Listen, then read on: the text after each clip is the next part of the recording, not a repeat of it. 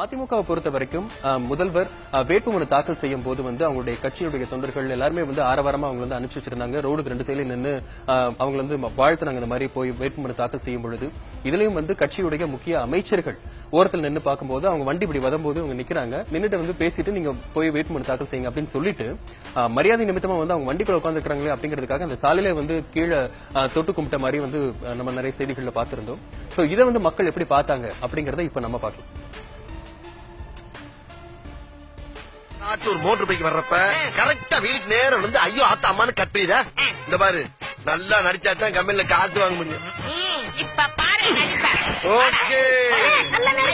Jayalalithaa RK நகர்ல வேட்புமனு தாக்கல் செய்ய வந்த போது அமைச்சர்கள் ஓபிஎஸ், நத்தம் விஸ்வநாதன், வைத்தியலிங்கம் இவங்கெல்லாம் காரோட டயரை தொட்டு கும்பிட்டாங்க. அந்த அளவுக்கு விசுவாசமா இருக்கிறாங்களாம்.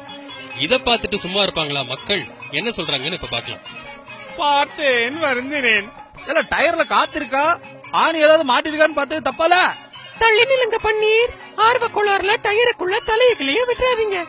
டாஸ்மாக்ல விழுந்து கிடக்கிறவங்கள எந்திரிங்கிறோம், அம்மா கால்ல விழுந்து கிடக்கிறவரை மந்திரிங்கிறோம். அவங்க கீழே விழலையா, பூமியை தான் தொட்டு கும்பிட்டாங்க. இதான காலங்காலமா இங்க நடக்குது. Super exercise.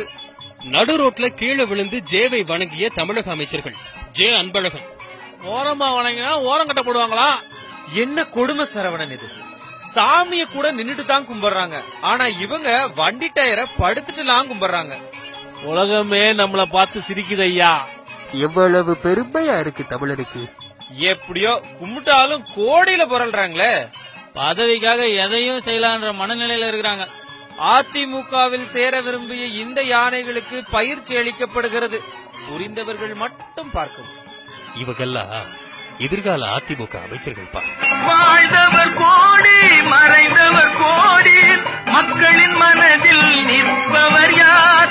மாபெரும் வீரர், மானம் காப்போர், சரித்திரம் தனிலே நிற்கின்றார்.